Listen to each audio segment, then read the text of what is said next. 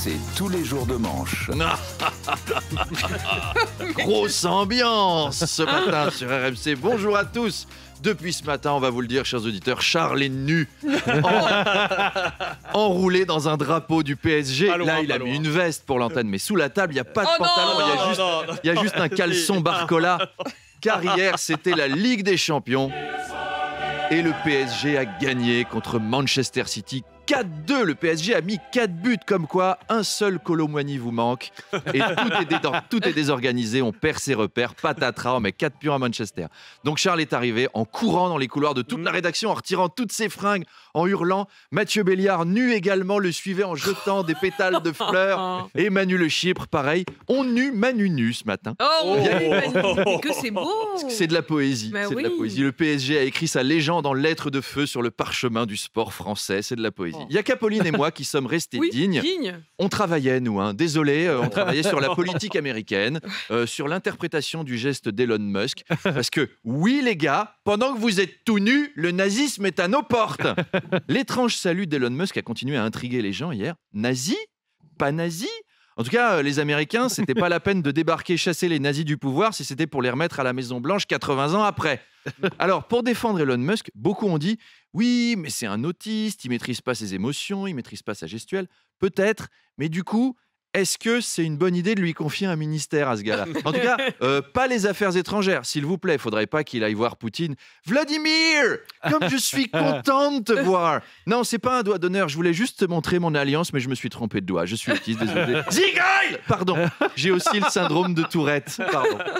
Comment réagir face au problème Elon Musk ? Alors, j'ai un copain à France Inter qui m'a dit « Faut le boycotter. » Alors moi, je suis là « Ah bon ? Tu vas bazarder ta Tesla ? Bon, je vais commencer par ne plus aller sur Twitter. Voilà. Je trouve que ça manque un peu d'ambition. Nous, autour de cette table à RMC, on a décidé d'arrêter d'acheter des fusées à Elon Musk. Et on va vraiment le faire. On va vraiment le faire. Alors, pas une fusée. Cette question qui agite effectivement les journalistes et les politiques en ce moment. Oh là là là là. Faut-il quitter X, l'ancien Twitter ? Oui, alors avant Twitter faisait partie des réseaux sociaux. Maintenant, c'est un réseau sociopathe. C'est-à-dire, c'est un réseau un peu particulier.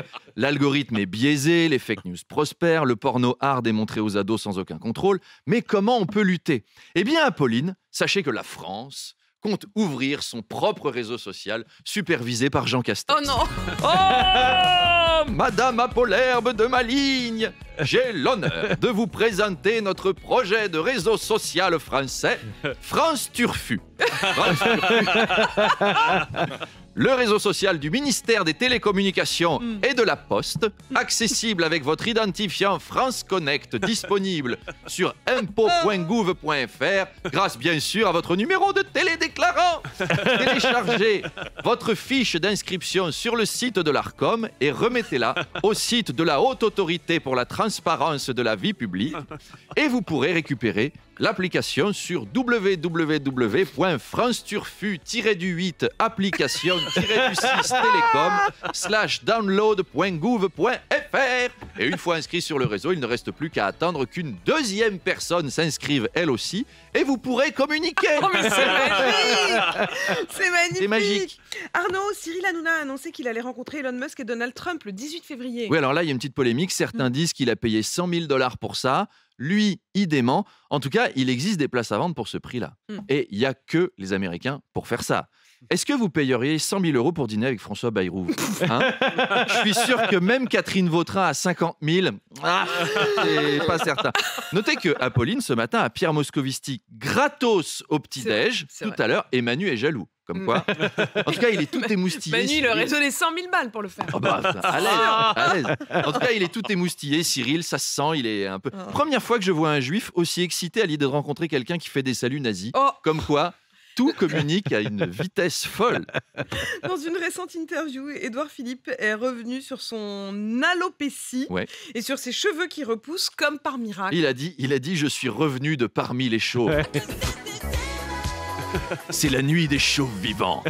Le film qui vous fera dresser de nouveaux cheveux sur la tête. Chauve qui peint. Et il a aussi déclaré « J'ai l'impression de revivre ma puberté ». Mais alors là, non. Est-ce qu'on a envie d'avoir à l'Élysée en 2027 un jeune post-pubère ? Française, Français, j'ai reçu hier Donald Trump et je lui ai dit « nous ne nous laisserons pas impressionner par les États-Unis. Pardon. En tout cas, si Édouard Philippe est un jeune pubère, je conseille à Emmanuel Macron de ne pas trop laisser Brigitte s'approcher de lui. Il y a des antécédents, c'est risqué. Attention. Demanche pirate, le face-à-face. Salut Arnaud. Bonjour à tous. Vous allez pirater ce matin mon invité du face-à-face et c'est Pierre Moscovici, premier président de la Cour des comptes. Des chiffres et des chiffres. C'est une belle matinée pour Manu Le Chypre. Il me disait dans les couloirs, Pierre Moscovici, le Chypre, l'appel, l'idole des jeunes. Moscou. Vive Moscou, le nez dans les comptes toute la journée. C'est un rêve de gamin pour les petits Le Chypre. Vous savez que pendant ses études en Allemagne, Manu Le Chypre a enregistré un single à la gloire de Moscou en allemand. On écoute.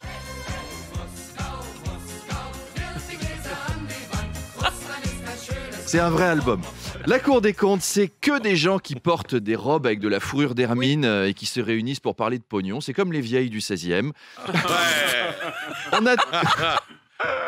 On a toujours nos 3000 milliards de dettes et un budget à trouver. Et Pierre Moscovici a déclaré qu'on ne devrait pas confier les prévisions budgétaires au ministère de l'économie, car celui-ci fait des prévisions de croissance trop optimistes et ça nous met dans la merde derrière. Et c'est pas absurde de penser que les gens qui doivent boucler le budget ne devraient pas avoir le droit de le boucler en disant « Bon, il nous manque 400 milliards, on n'a qu'à dire que l'économie va bondir de 123%. Voilà. Allez, c'est la fête !» Pas bête.